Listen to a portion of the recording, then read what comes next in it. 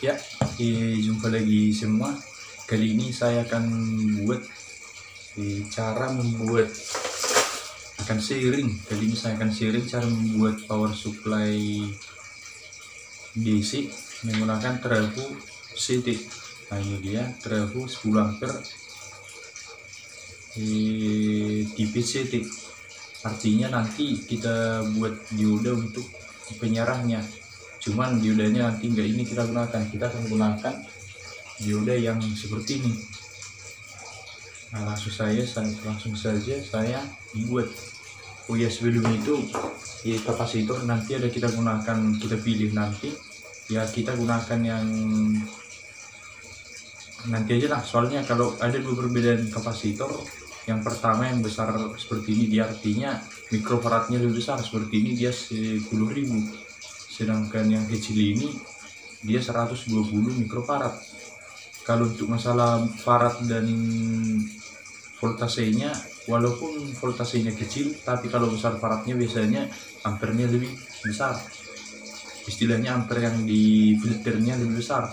Beda dengan yang kecil ini, walaupun tegangannya 400 volt, tapi faradnya 120 mikrofarad, ya berapa banding berapa lah lebih kecil ampere yang dapat difilter oleh kapasitor yang kecil ini. Oke, langsung aja saya tunjukkan biar lebih langsung kita solder.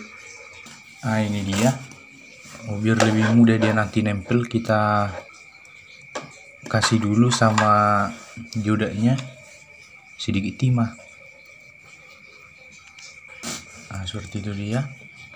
Satu lagi, ini dioda 6 ampere.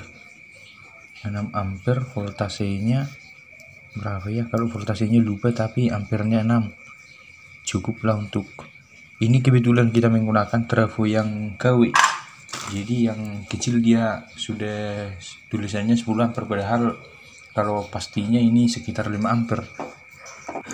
Nah, ini dia saya gunakan kabel, istilahnya kabel bantunya lah nanti biar lebih mudah. Nah, terus dihubungkan power supply yang dibuat ini, istilahnya penyarah ini hanya ya cukup sederhana lah dibilang. Kalau untuk kompleksnya kita butuh kapasitor yang lebih besar lagi. Misalnya kita membuat power ampli, harus kita sediakan kapasitor sekitar 6 buah lah yang besar seperti ini, 6 atau 4. Semakin banyak biasanya kapasitornya, jadi semakin bagus juga gelombang istilahnya semakin stabil lah tegangannya, terfilter.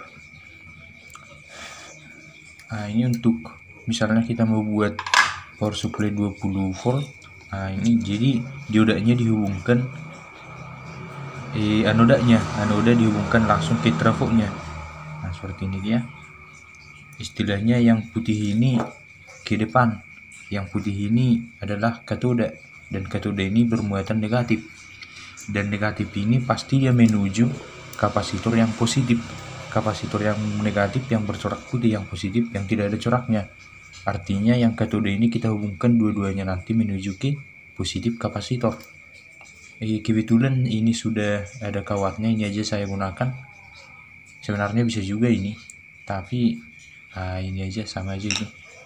Cuman kalau menggunakan ini biasanya ampernya akan lebih besar. Kalau ini di ampernya terbatas sesuai dengan mikrofaradnya. Untuk negatifnya langsung dihubungkan ke CT. Nah, ini negatif kapasitor langsung dihubungkan ke CT. Nah, ini ya, negatifnya langsung ke CT. Agak kurang rapi dia. Kebetulan agak udah tersambung tadi. Saya copot tadi dari ada rangkaian yang saya buat. Nah, itulah negatif untuk CT. Kemudian yang positif dioda ini disatukan dua-duanya. Nah, disatukan dioda ini dua-duanya.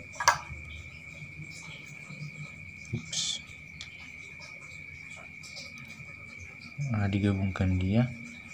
Biar lebih bagus.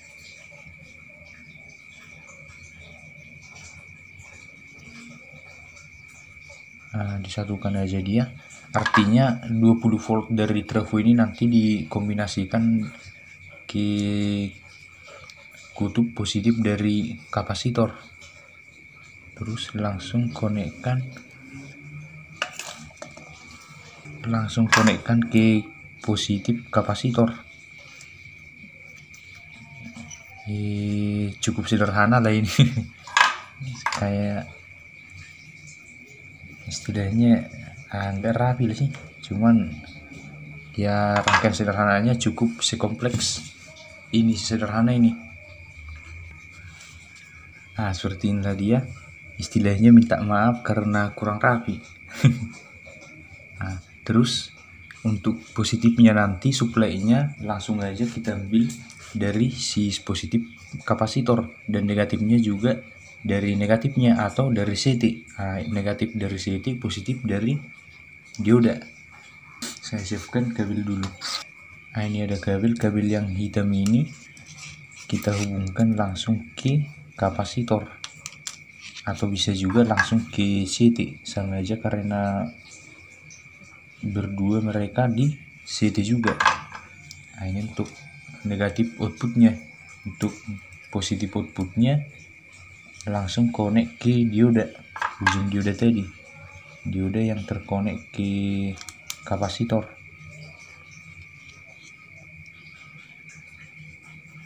Nah, seperti itu dia.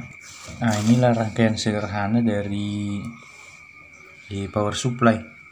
Ya, untuk lebih bagusnya dia di misalnya kapasitor itu semakin banyak dia semakin bagus dia memfilter.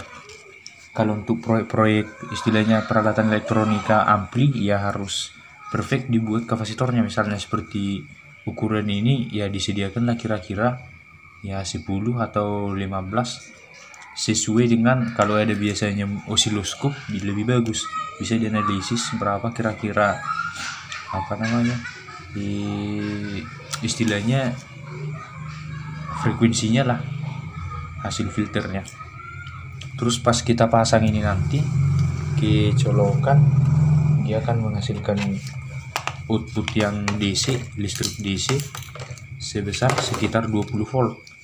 Nah, saya kebetulan menggunakan multimeter digital. Setel dulu, jangan lupa ke counter DC.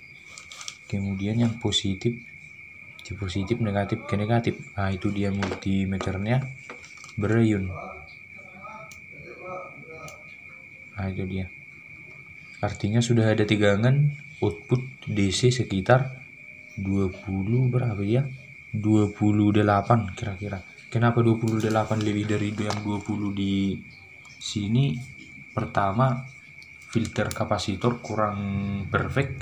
Ya, kalau banyak kapasitornya biasanya stabil dia.